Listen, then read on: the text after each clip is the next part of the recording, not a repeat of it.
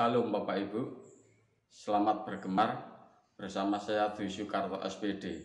Adapun pembacaan gemar pada hari ini terdapat di dalam 1 Tesalonika pasal yang ketiga. Demikian bunyi firman Tuhan. Lalu kami mengirim Timotius saudara yang bekerja dengan kami untuk Allah dalam pemberitaan Injil Kristus, untuk menguatkan hatimu dan menasihatkan kamu tentang imanmu, supaya jangan ada orang yang goyang imannya karena kesusahan-kesusahan ini. Kamu sendiri tahu bahwa kita ditentukan untuk itu. Sebab juga waktu kami bersama-sama dengan kamu, telah kami katakan kepada kamu bahwa kita akan mengalami kesusahan, dan hal itu seperti kamu tahu telah terjadi.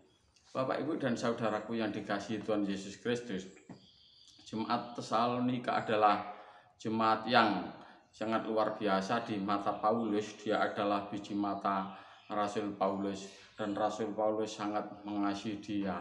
Dia ingin bertemu dengan jemaat Tesalonika, tetapi dia tidak bisa karena suatu halangan. Maka dia mengutuslah anak didiknya, yaitu seorang Timotius.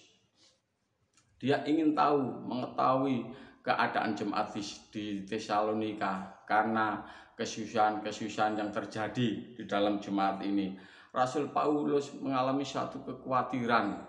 Dia khawatir kalau melalui kesusahan-kesusahan tersebut jemaat Tesalonika mengalami goncangan iman. Maka dia mengirim Timotius untuk memberikan kabar kepadanya bagaimana keadaan jemaat ini. Ternyata Timotius memberikan kabar yang sangat baik. Dalam ayat kelima dikatakan, karena aku khawatir kalau kamu telah dicobai oleh si penggoda, dan kalau usaha kami menjadi sia-sia. Apa yang sudah ditanamkan oleh Rasul Paulus, yaitu mengenai imannya tentang Tuhan Yesus Kristus. Dia khawatir kalau di sana bisa dijatuhkan oleh pencoba-pencoba, yaitu penggoda-penggoda, dan usahanya menjadi sia-sia. Ternyata Timotius memberikan kabar yang sangat menggembirakan. Maka kami juga, saudara-saudara, dalam segala kesesakan dan kesukaran, kami menjadi terhibur oleh kamu, oleh imanmu. Nah, di sini Rasul Paulus bersukacita, sangat luar biasa. Dia mengagungkan Tuhan, dia memuliakan Tuhan, dia sangat bersukacita kepada Tuhan. Ternyata jemaat Tesalonika ini adalah satu jemaat yang membanggakan dirinya di dalam Tuhan. Jadi Rasul Paulus memiliki hubungan dengan jemaat Tesalonika ini sangat erat, sangat dekat sekali, sehingga sukacita jiwanya Rasul Paulus ini kepada jemaat Tesalonika ini diaplikasikan sukacita kepada Tuhan. Jadi apabila jemaat Tesalonika ini imannya ada di dalam track yang benar di dalam Tuhan, itu adalah sukacita yang dari Tuhan. Bapak, Ibu, dan saudaraku yang dikasihi Tuhan, Rasul Paulus adalah rasul yang memiliki iman yang sangat luar biasa. Pengharapannya kepada Tuhan sangat luar biasa, sehingga cita-citanya satu, yaitu dia ingin melihat banyak orang-orang yang mengalami pertobatan. Bahkan melalui kesusahan-kesusahan tersebut, banyak sekali orang-orang yang diubahkan, dibawa kepada Tuhan. Kadang-kadang kita mengalami suatu kesesakan di dalam hidup ini, tantangan di dalam hidup ini.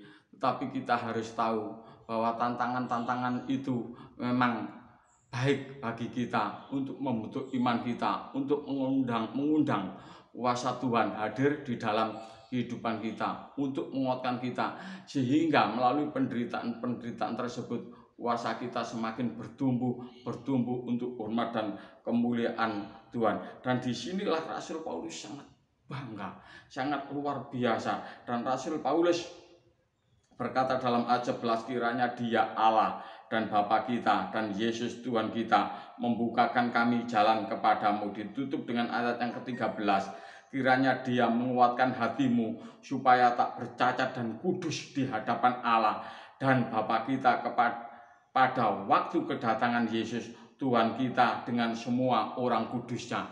Ayat ke-13 ini Bapak Ibu memberikan pengertian kepada kita bahwa kita orang-orang yang berpengharapan kepada Tuhan Yesus Kristus adalah orang-orang yang akan disatukan oleh Tuhan Yesus di kerajaan surga.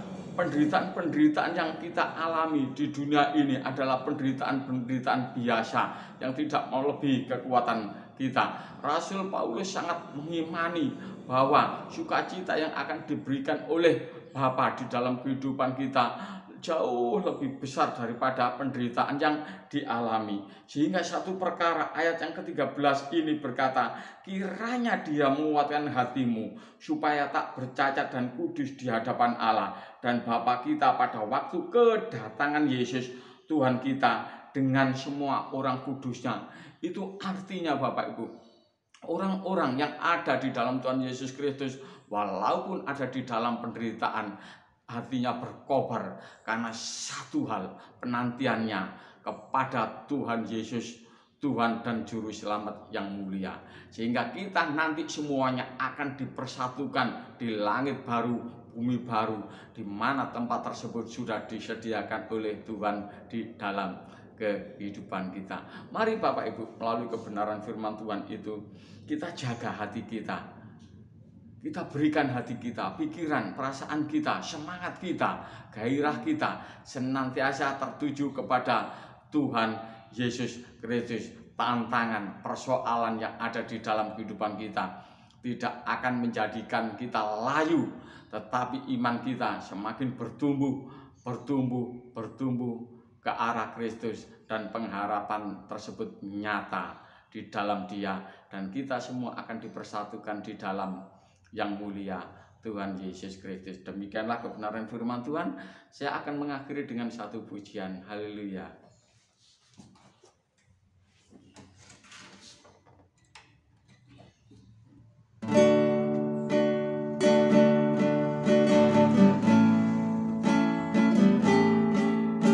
Jagaku Tuhan dalam kebenaran, jagaku dalam kesucian Bapa. Rinduku tetap di dalam-Mu, menikmati indahnya hadirat-Mu Tuhan. Ku percaya Kau setia, pegang tanganku, Roh-Mu yang kudus memimpinku sampai sempurna.